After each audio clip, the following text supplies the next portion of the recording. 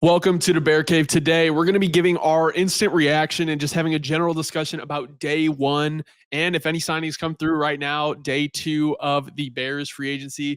The Bears started off hot with the signing. So let's talk about the guy everyone wants to talk about, Scott Daly, the long snapper that was re-signed. No, he was re-signed today. Patrick Scales isn't coming back. But Drew Dalman, 3-year deal for $42 million. I believe $28 million of that is guaranteed. It was kind of a theme throughout the Bears free agent signing of their big guys. They did 3-year deals for Dalman, Odeyingbo, and Grady, Jarrett. So let's first talk about Dalman. Dalman, to me, Dobbs, I think got less than I expected. I really thought we were going to be paying $16, $17 million for this guy, and they got him for $14 million. And you can make the argument that, he's a little above average as a pass blocker, and, he's more of a run blocker. He's kind of undersized, but you have bigger guards next to him. It doesn't matter. Like, you have a solid player at the center position now. And that's not to say Coleman Shelton wasn't solid at times, but Dalman is one of the better centers in the league. Is he the best? No. Is he the second best? Probably not. But in free agency, you're paying for average. You're paying for above average players, and you're giving them great money. And $14 million a year, when you think about what these guards are making, is not bad. Even if you want to say the center position isn't as important, I think every position on the O-line and D-line is important, and you should just fill them with good players when you can, and that's what the Bears did. They rebuilt their interior in, a week and a half? Well, yeah, no, and Hunter, I'll raise you this. Is he the first or second best? No, but could he very well be the third best center in the league? Absolutely. So I'm look, and if he's not third, he's fourth, and if he's not fourth, he's fifth, depending on how you want to rank him. He's not lower than fifth. Yeah. And to the point of, he is a better run blocker than a pass blocker, but we're kind of in a weird time where there's really not a lot of very good pass blocking centers in the league. Like, there's really not. And yeah, but he's also not a bad pass blocking center. He's just not elite. Like we always say, we're kind of in this weird time right now. We kind of have like a deficiency of really good pass blocking centers, but here's the thing about it, Hunter. That's fine. Being a better run blocker in the interior is just more important. We want to be running the ball more than we're passing the ball, right? That's just the bottom line. And nine times out of 10, if we're running the ball more than we passed it, we're chewing that clock and we're getting more than 3.5 yards on each, right? We're averaging more than 3.5 yards a carry. The math checks out. We're winning the game. And that's something the Bears haven't been able to do for the longest time. We need to get right. The Bears need to get back to running, taking control of possessions, taking time off the clock. That's what Drew Dalman is here for. It's to have a dominant, now, like we went from one of the worst, if not the worst interior in the league. Yeah, it's pretty bad. Being able to road grade most teams. And yes, obviously some matchups are still going to be really tough, right? When you go up against a team like the Eagles. But that's fine. That's inevitably always going to be a thing. You're going to come into some matchups where it's not going to be easy, and that's fine. That's why, and we'll get into that later, like all of a sudden, though, the Bears receiving core, you add one more guy in there, you draft one more guy, all of a sudden, I mean, the O-line's really good. Yeah. Your receiving core is really good. You got to pick your poison. I mean, Hunter, there's no bad way to look at it. Like, as far as right now, and like we said, the pressure's on Caleb now. The pressure's on Caleb. Yeah. And that's the way we wanted it, right? Look, and that's the way Bears fans should have wanted it. All of a sudden, there's no answers if Caleb has a bad season, but that's the way it should be. Right. This was the situation he should have been put in year one, but, the dominoes don't always fall the way you want them to. Now, it's the best case scenario for Bears fans and Caleb. And the pressure's on Caleb to produce, because that's the reality we've set forth here. Here's my thing. With the Bears having the cap space and obviously trading for the guards, I didn't really understand. I wouldn't have understood if the Bears didn't get Dalman, if they didn't put in an honest effort for him. Because to me, that would have just been one of those things where it's like, well, I mean, come on, guys. This is the easiest slam dunk ever. Just go pay the guy. These type of guys.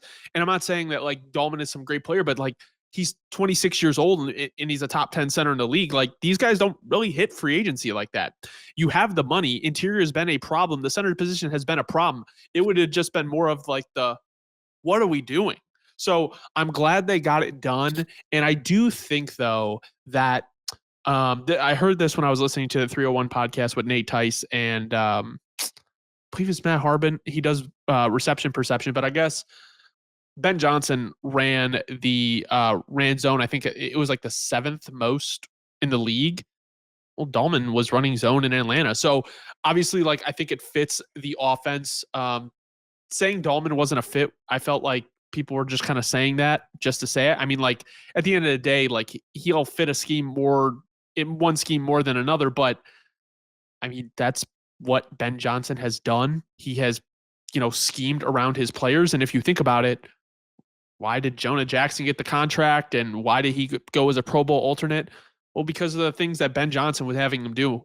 So Drew Dalman to me is just kind of one of those slam dunk signings where it's just like you actually got him for good money, like in terms of what you were going to pay on the market. And I think Jonathan Jones from CBS said that Dalman actually turned down more money from other teams to come play here. He turned down more money to come play here. Like, when is the last time you've heard that from a Bears player that's actually like really good? Like, when is the last time a player in free agency has wanted to come here, played on less money, and been a good player? Like, it's just a different type of vibe right now for the Bears. Well, no, and here's what I would raise 200 because this is just kind of the reality at this point. There's been times in the past, and we've been guilty of it, where it feels like the Bears have a good O-line, right? It's like, oh yeah, it feels like it's different this year. Yeah, it's like it feels different this year. Well, with Tevin Jenkins, he's healthy, and see, it's a lot of ifs in place, and then the ifs don't come to fruition, and then all of a sudden, we're in a position where we have 4 backups out there by week 8, and you see, that's the thing is obviously that could happen any year, but this year is different in the sense of all 5 starters are actually very, very qualified. And that's kind of the thing, too. I was talking to a buddy about recently is he was like, and I feel like you kind of feel similar, but I'll make this as my statement. And obviously the injury is the main thing. But with other people, it's not just an injury thing. It's more like they doubt him. I'm going to say this. Look, Braxton Jones was already a solid tackle, even without Tooney next to him. Well, you put Tooney next to him. And I think, not only does it take so much pressure off of him, but he's not going to have to overcommit as much. He knows his side is for sure locked. Like, I think Braxton's going to look a lot better with Tooney next to him. So all of a sudden, if he can make that leap and stay healthy, I mean, he would be the one question mark at this point. And I guess you could put Jonah there too. But with Jonah, it's more just injury stuff, right? Like, we're very confident if Jonah's out there as long as he can just stay healthy. So I think it's much more on the side of like, if Braxton, becomes the tackle that he can with Tooney next to him and can stay healthy, you have 5 very qualified starters on the O-line. And I'm going to be honest with you, Hunter, I can't remember the last time this ever happened. Can you? I mean, you know what I mean? In our lifetime, has this ever happened for the Bears?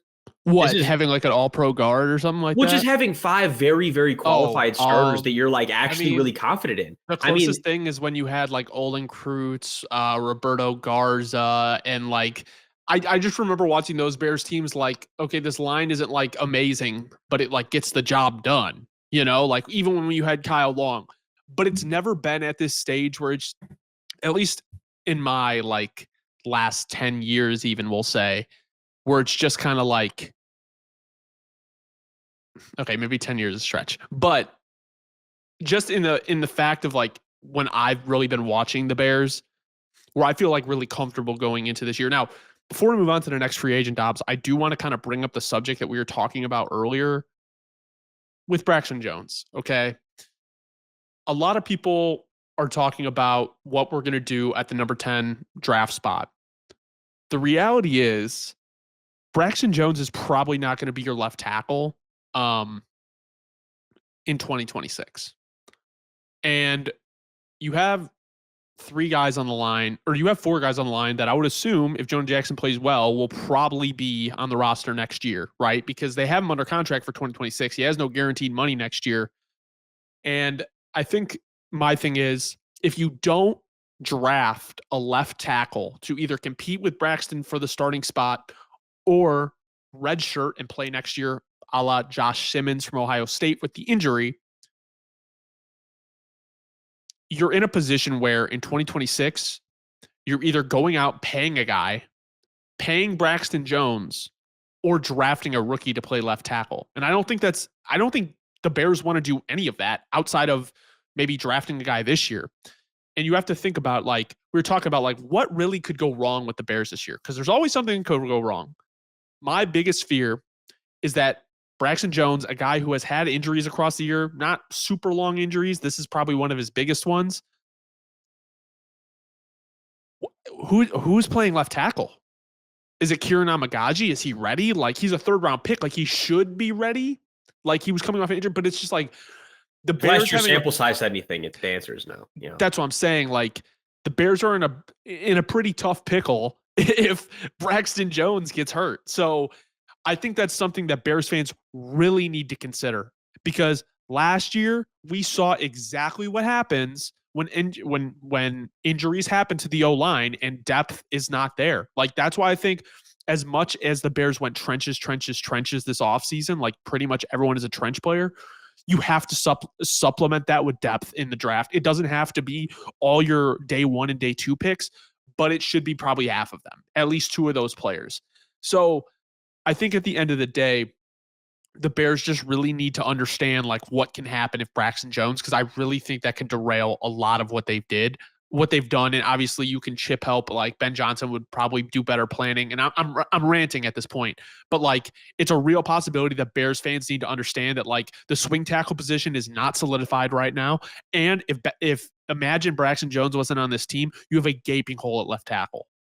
No, absolutely. And honestly, Hunter, that's why it kind of goes back to like, yeah, and I was guilty of this right before we started. It's nice to think of like the fun possibilities, like, what if we do this at 9 and this and explosive for this season? But the thing about football and just the NFL, especially with how much these guys are making nowadays, you want to be proactive. And in one specific spot, you want to be proactive in the trenches. We see it all the time. You can draft a guy in the 3rd round, the 4th round, the 5th round, the 6th round, even the 7th. They can be a productive running back or receiver. It's really hard to find a guy that's going to be a really productive long-term starter in the trenches with those picks. Yeah. Those are what you want to spend your 1st and 2nd rounders on. Because, and to that point, yeah, like even if Braxton has a great year this year, well, the bag he's going to demand is going to be out of the point where the Bears aren't going to be able to afford it really going forward, especially knowing that, like we talk about, is all about planning. Well, you're going to have to give Caleb a bag in a certain amount of years, and you have to have money ready for that. And then you also want to, right? So you have to be planning. The reality is, the better year Braxton Jones has, almost, the less of a chance that, to your point, he has of getting signed back to the Bears long term, because at that point the money's going to be getting really tight. You know what I'm saying? Especially for a long term deal. Then you could deal him on an expiring contract for like a middle round, late round draft pick. Like, that is probably what the Bears would want to happen. Because I think we've seen kind of the ceiling, unless Dan Rashar can unlock something else with Braxton Jones, we've probably seen the ceiling. Now, this is kind of a hard part about number 10, and we can discuss this really with any position that we want to talk about, is the Bears think they can win now. Like, all these moves are win now moves. They are not going to draft a player that high that is going to be developmental. They're not going to draft somebody that might not be ready to go at the start of the season. Like, this is an instant impact position for the first 3 to 4 picks. So I would personally rather go, if Armand Membou is there 11 or 10, taking Membou there, then taking maybe a D lineman or an O lineman at one of the round 2 spots, and then taking a running back at one of the round 2 spots or round 3 spots, depending on how they have them graded. With that being said, I'm just saying, like, I just don't know about the Genty thing. After thinking about all the left tackle stuff, I don't know if the Genty thing would be really a smart idea right now. And it could provide like the most instant impact. And we're kind of getting off the topic of Drew Dalman, but this is kind of what spurs those conversations. It's like, is your O-line ready? Do you have reasonable depth where it's like you can go out and go get a position like that, Ashton Genty at 10. So those are kind of my final thoughts on the offensive line, but anything left, or do you want to move on to our next signing? No, I agree 100%. If anything, it just reinforces, Bears fans, we still need to focus on the trenches. It's never a complete job. Let the Eagles be your example in this case. You cannot have too much, right? Eagles starter goes down, great backup comes in. Eagles have a backup in, their 3rd string in. He's still producing. That's what you want out of your trenches. Right. So, Bears fans. I mean, Milton Williams, was he not a 3rd round pick? No, yeah, I know, absolutely. He just got 26 M's from the Patriots. Like, you can find these guys. And that's the thing, is you want to be targeting him earlier, because you're more likely to find a guy like that in the first 3 rounds than you are the bottom 4. And not that it's impossible, right? We've seen plenty of them, but if we're talking statistics, you're much more likely to find one of those guys early, and you're way more likely if you're talking. Oh, you could find a guy 4 through 7 to be a productive running back or a receiver. It's a lot harder to find a guy in the trenches long term is going to be filling that role for you. All right, Odeyingbo, edge rusher from the Colts, 25 years old. I'm not going to lie. This one was a little underwhelming to me. I'm not really mad at the money. Like, I understand, like, if we were going to get any of, like, the top edges, it was probably going to be 16. Obviously, Josh Sweat went to Arizona for 19. Now, you have to wonder with that one, did he just want to go play with Jonathan Gannon because there's familiarity there from Philly? Or, I mean, like, the reality is, like, people can shit on the Mac deal, and we can argue that maybe the Bears didn't have enough in guarantees, which I think the deal should have been fully guaranteed if you're going to go get Mac. It's like a 2-year thing. Like, who cares? That was done before free agency. Like, he didn't hit the open market. Like, if they get a deal done before free agency, I don't know. I don't know what you want him to do. You know, I think the main thing with Odeyingbo is it's projecting. You're projecting that this guy can be that guy you want him to be. And I'm not saying that he was bad because he's not a bad player. But is he a needle mover? I think once the Bears, and we'll talk about Grady Jarrett separately, I think once the Bears signed Jarrett, it made a little bit more sense to me. But it's still one of those things where it's like, fuck. I hope Dennis Allen's got something. You know, like, I just hope that this isn't a guy where, you know, like, he's not better than Montez Sweat. Like, he's not. Like, that was why, like, to me, paying Mac like 21, 22 a year was so worth it. He's an elite run stopper, and he's going to make Sweat better. They're going to double team Mac over Sweat. So I think Sweat is still going to get a majority of the double teams here. Odeyingbo is definitely more juice off the edge than what they had before. But to me, it was just one of more of those meh signings. Like, you got Dalman, and then you see Odeyingbo, and it's like, hell, well, just fucking killed my vibe. No, I look, here's my thing I'll say about it is with Odeyingbo, I'm with you. There's really another way to say it other than this.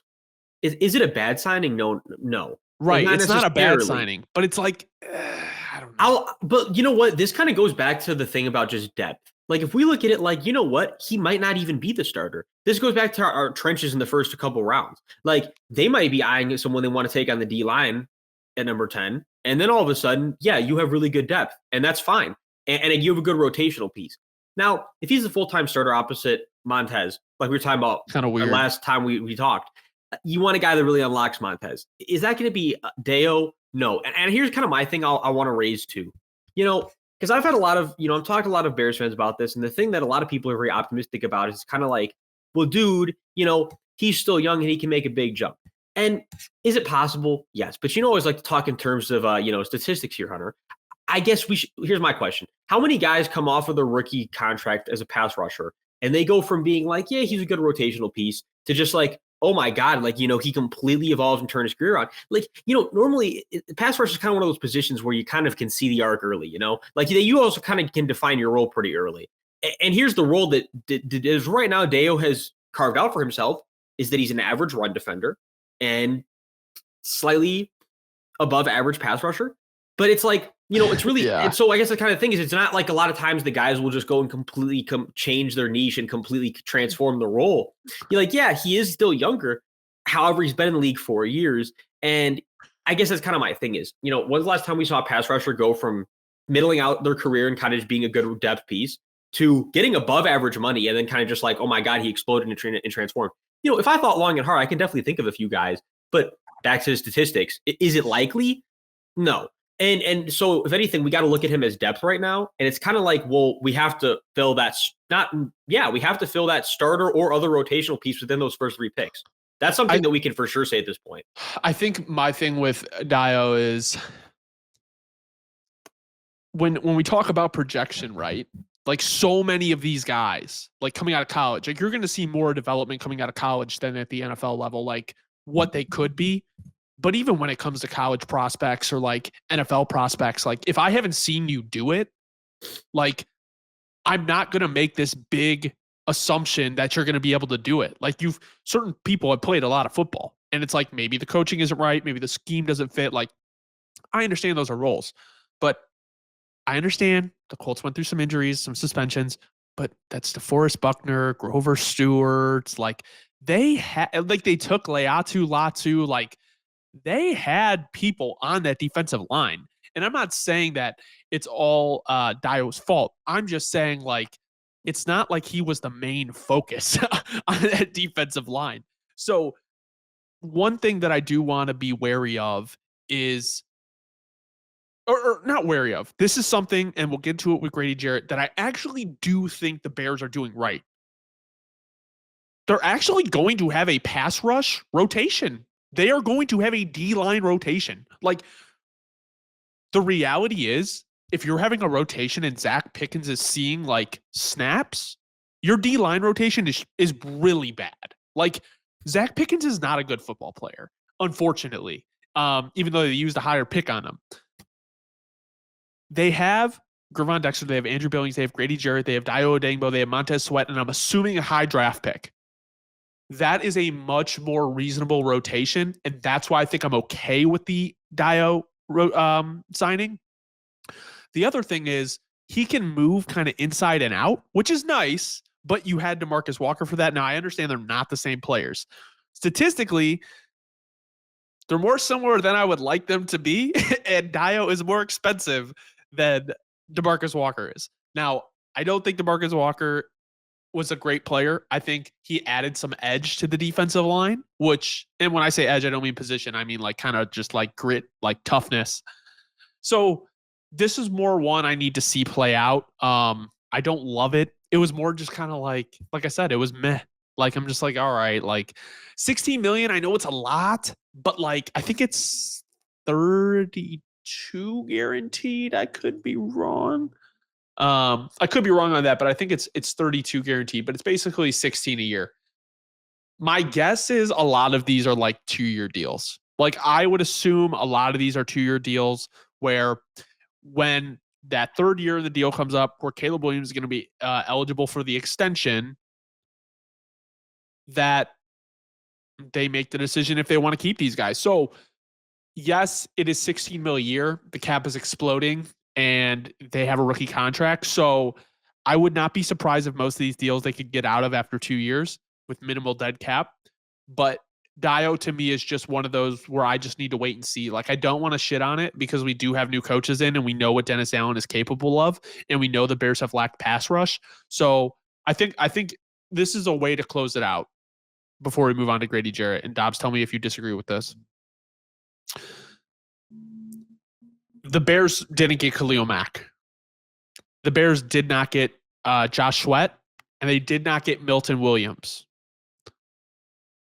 If they did not get Dayo Odeyingbo, everyone would be saying that they did not address edge at all. And maybe this was one of the, maybe they have a plan, but at least this gets them to a place where their pass rush just isn't complete ass. No, absolutely. And if anything, too, you know what, Hunter? Here's the bottom line. If we hear the Bears select Mykel Williams or Shamar Stewart with that first round pick, I will be far less shocked, given the fact that now it is much more of a thing you have to address. But or even a trade down. Look, here's the thing. Or even that's the thing. More likely, the Bears trading down gets more and more likely as this class goes on. I think they're going to trade down. They haven't put themselves in a bad position regardless, though. You know, I think, look, here's the thing. It's like, yes, it wasn't a blockbuster signing, but it gives you depth. And that's what we've been talking about. We've been preaching. You need depth. And look, the market's going up. So what seems like a crazy contract now, it's just going to seem, they're going to seem crazier every year. So yeah, it does seem like an overpay, I'm going to be honest. But if he ends up breaking the mold and being one of those guys that can, that one of them, like the smallest numbers of statistics that can break through and actually really elevate his career post that first extension, yeah, you know what? All of a sudden it looks really good. And it looks like another Poles masterclass. So only time will tell as far as this one goes. All right, let's move on to Grady Jarrett. He was a former Pro Bowler. He was an All-Pro 1 year. He comes from, I think, 10 years straight, or maybe Maybe I'm wrong on that, but he was with the Falcons his whole career. Obviously, he is a little bit older. He's 31 years old. And I believe the deal was for 3 years, 43.5 million. Here's my thing with Grady Jarrett. He's a nasty dude. Like, he is a shit talker. And when they lost to Marcus Walker, I think they lost a lot of that edge and grit and like kind of like nastiness. I think you get that in Grady Jarrett. And I think while he is not the same player that he used to be, I mean, he just makes the interior D line so much better on this Bears team. Even if he's 75% of the player he used to be, like, this to me made the Odeyingbo signing better. Like, it made it better because you're not banking on your D line taking a step just with him. Grady Jarrett is a vet who's going to provide information and development for these young guys. And I would assume this is just a 2-year deal. Like, this was a good signing to me. Like, I don't care about, like, people need to get over the money. They need to get over the money. Like, I've saw so many Bears fans like, oh, like, why do we pay this? Or people, oh, you paid them. Bro, free agency, you're going to overpay. And please tell me where the Bears grossly overpaid. I would really again, like it's to gonna know. seem like overpay every year, and then we get to the next year, and you're like, oh my That's a god, steal. yeah. I mean, well, look, for example, I mean, not to call out one guy specifically, but like, I mean, I saw what Javon Kinlaw got paid, and I was like, Oh, excuse me, yeah, oh, oh. I mean, I'm just saying, look, with all due respect, it could be worse. And you know what? And maybe Javon Kinlaw has an explosive year and shuts me up. But you get my point, where there are going to be every year, there's going to be tons of guys because that cap goes up a lot, went up a lot for those of you who didn't know. Every year, it's going to look more and more like, are we sure about that? But as far as Grady Jarrett goes, this is one of those things too. We talked about, Hunter, sometimes you get a guy in the room for experience purposes. Yeah. Not only does this provide a role for a guy on first and second down, but it also is valuable. Yeah, and you're right, Hunter. 10 years in a row with the Falcons, a guy who's been in league for a decade, going into his 11th year. And yes, is he the same player he was before he tore the ACL?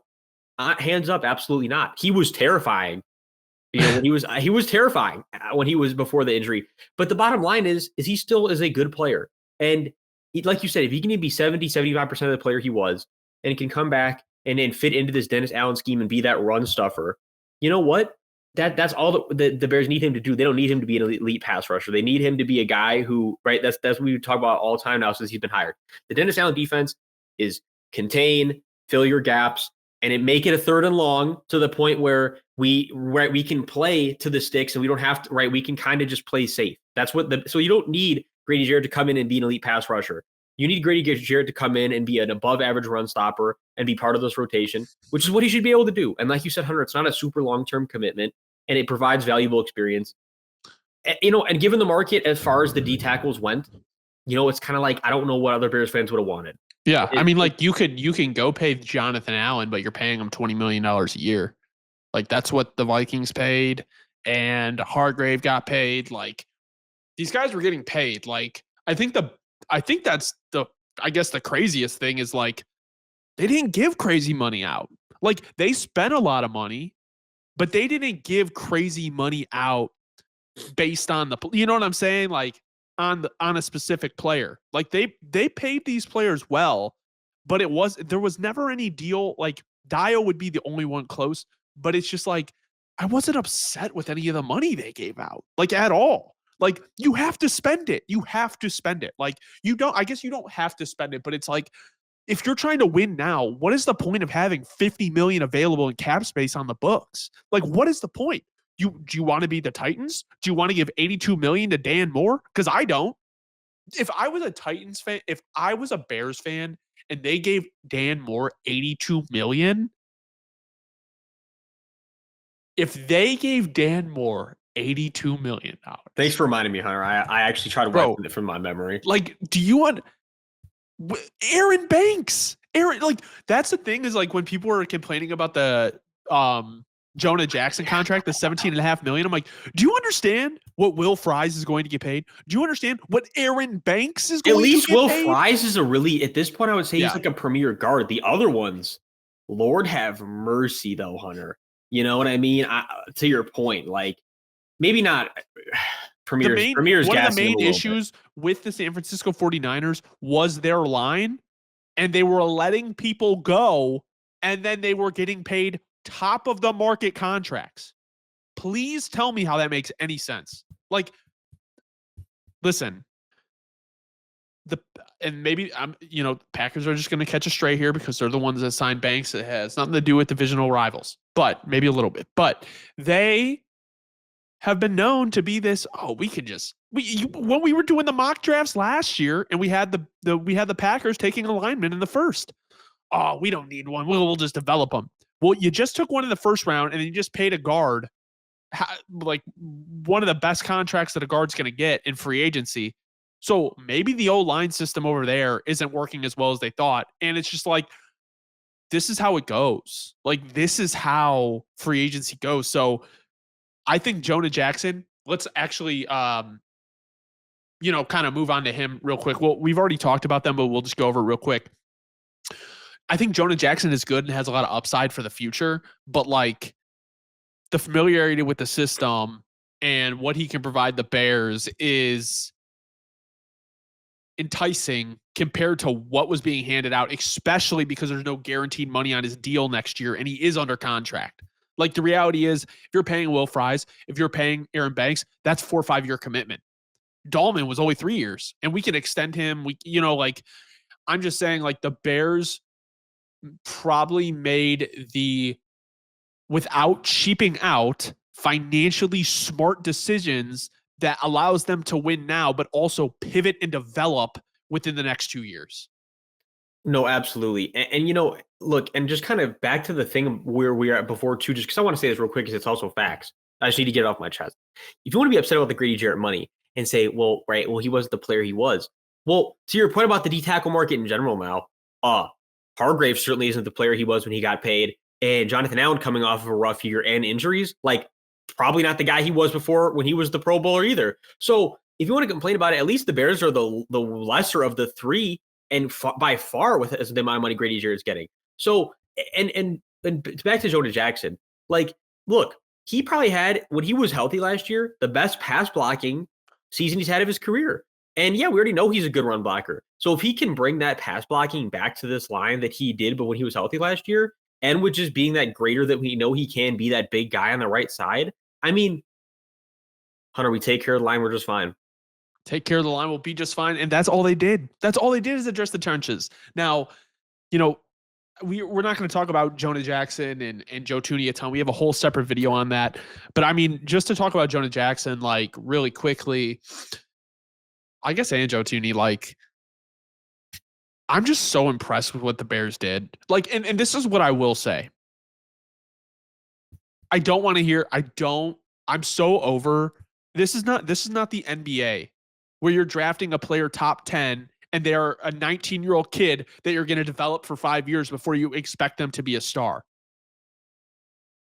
These players, like, if you're drafting a player who's 23 years old, they are going to develop, but they should be ready. Builds in the NFL do not take 5 years. They don't. They do not take 5 years. They shouldn't. They shouldn't. If you have a good GM and you have assets, which I guess the Bears didn't really, the first year was rough. So I just feel like the Bears are probably a year behind on where they should be. And it was make or break, obviously. So they made these moves and they got the coach. But it's just one of those things where it's like, I don't want to hear excuses anymore because they just proved that they could do it in one. They just did it in one offseason. No, absolutely. And again, like, if you're a Bears fan skeptical about any of this stuff, just trust me. Seriously, trust me. Look, and that's what, and here's the reality from the Caleb number one truther over these years, before Hunter, the draft process and everything. If it doesn't work this year, there is unless there's something, knock on the wood. We're knocking on all the wood. Go knock on your trees. Go knock on everything. Unless something drastic were to happen to a majority of the O-line, it's on Caleb. But that's, again, Hunter, like I just reiterated at the beginning of the show, that's the way Bears fans should want it to be, because that's where you invested your future. And the bottom line is, yeah, it's on Caleb at this point, because they could not have put, at this point, I would say year 2 of a rebuild, like you said, year 1 to go well. You couldn't, I can't think of a better situation they could have put him in besides, but again, I already have my thing prepared on this because this would have been going top heavy, right? We don't like top heavy because then back to the thing with injuries. If an injury happens, all of a sudden you're screwed. Look, if you replace Jonah Jackson with Will Fries, where all of a sudden the Bears really do have a top, on paper, top 2 O-line in the league, but one guy gets injured and you don't have the depth elsewhere and you have all the money tied up in it, and then you're not in this good a situation. Well, Will Fries also coming off an injury.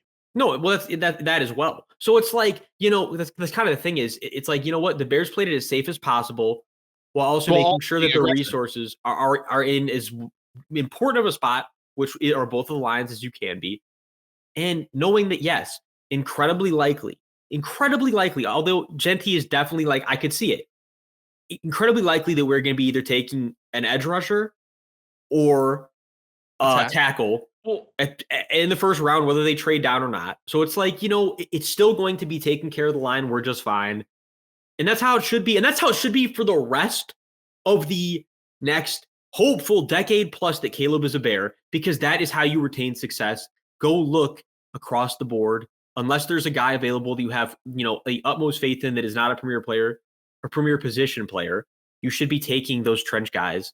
That is how you keep a winning constructed roster in place in a league full of times where, oh, I want an extension here and now, Hunter, and you got to pay me or I'm sitting out. Right? A lot of things can happen. It's volatile. Like, just because you're winning too doesn't mean that a guy's going to be happy. There's a lot of ego involved in all this, right? Grown men competing for jobs, competing for status. I mean, you have to have guys ready that are willing to step in and take over, if not, right, be that same guy. Hopefully they can be in a couple years. You got to have them in the building before it's possible. Take care of the line, we'll be just fine. I think that's another thing too, is like when people need to understand that, like, yes, the Bears did a good job addressing the trenches, probably for the first time ever in my lifetime in an offseason. That doesn't mean you need to stray away from drafting trenches in the draft. Like, you still need to, maybe your strategy pivots a little, but these next 2 years, I mean, like, you should be constantly refilling the depth and drafting O-line and D-line. Like, that needs to be a thing. And then just kind of finally, like, we could talk about Joe Thuney. Like, there's really not much to say. He's a pro. Like, there's not really any projection here. His numbers speak for himself. His 4 Super Bowl rings speak for themselves. His Offensive Player of the Year votes, even though he didn't win, speak for themselves. Like, Grady Jarrett and Joe Thuney, while are different players, and Grady's probably a little bit more nasty than Thuney is. I mean, what you essentially did is just brought a ton of leadership from Grady Jarrett and Joe Thuney to either side of the ball, especially on the trenches. Like, that is a very undervalued part of this, I think. And I don't really have much to say on Thuney other than, like, listen, they just, as long as Braxton Jones can stay healthy, that line is going to be a problem if Dan Ruchar and Ben Johnson scheme it up correctly. No, I mean, here's what I'll say, Hunter. I'll even one up you. Over the last 10 or 15 years, Joe Thuney's the best lineman the Bears have had, assuming that they get, even if Joe Thuney's 85% of who he was last year, and hopefully he's 100%, right? He should be 100%. I mean, this is a guy that the Bears have not had in such a long time, a guy of Joe Thuney's caliber. It's a game changer. The experience, the ability to, like we said, not the peace of mind you have playing on the same side of him. All of a sudden, if you're Braxton Jones, it's a whole new world. You know, I mean, it opens. This should make so much. Joe Thuney, Jonah Jackson, and Drew Dalman, like, though the interior being so much better just makes the guard spot or the tackle spots probably a lot easier, because they don't have to worry, like, they have, like, people they can trust. But yeah, very excited to see what the O-line. I still think there needs to be addressing the depth. Someone we're probably not going to spend a ton of time on, because there's really not much to talk about with him. Durham Smythe signed a 1 year. The money is still not out. I have a feeling that Ben Johnson called Durham Smythe and said, "Hey, would you like to play for the Bears? We can't offer you much. We'll do it on a 1 year deal." And they said, "Yeah, we'll figure out the money." So that's probably a handshake deal, in my opinion. Obviously, it's probably not how it went down, but you get what I'm saying. It's more of like, you want to play here, we'll give you a contract. No, absolutely. And I would agree with you 100% on that. And look, especially because, too, in 2023, he had the most receiving yards of his whole career. And yes, has he ever been like an explosive guy? Like, no. But as a guy who's a depth piece, his average yards perception is actually relatively for his career. It's 9.3. So he's one of those guys that he's depth when you get him out there. The defense kind of maybe tends to forget about him. He can be a blocker for you, and you design a few plays for him, one a week, one every other week. Right. But he's in there to help block and be part of the rotation. He should be tight end 3. He should be tight end 3. Right, like on minimal money, that's what you want from that. So there's nothing. It's not like, you're right. There's not much to talk about. But what we can talk about is that it still is a good signing given the scope of what the Bears are trying to do and what the Bears need, more importantly.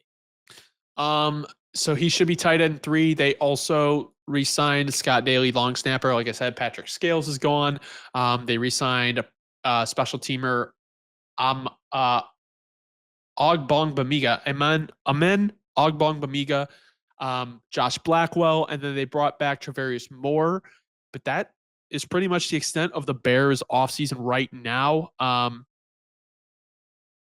Leonard Floyd, released from the 49ers, former Bear, just signed with the Falcons. That was just want to throw that in there. But overall, I think I would give the Bears offseason right now at this point. We'll do a whole grades video, but right now I think it's probably it's probably a B. Like, I think it's a good one. I think it can go to like a A minus B plus if Dayo ends up panning out. No, absolutely. I would say I'm right there with you. I would even say, look, I'm in B plus territory already just because the O-line was priority number 1. As far as I see it, yeah, you couldn't have really done much better. Well, thank you guys so much for watching the Bear Cave. Be sure to subscribe, leave a like, let us know in the comments who is on the free agent market that you still want to see the Bears sign. I do think they're probably going to be signing a wide receiver 3 within the next couple days. I mean, round wave 2 of free agency. It is still a need unless you want Tyler Scott running that. I personally don't. I don't know if Tyler Scott will be on the roster this year and anything other than a special team role, but I don't know. I'm just out on the Scott experiment. Thank you guys so much for watching. Have a great rest of your day.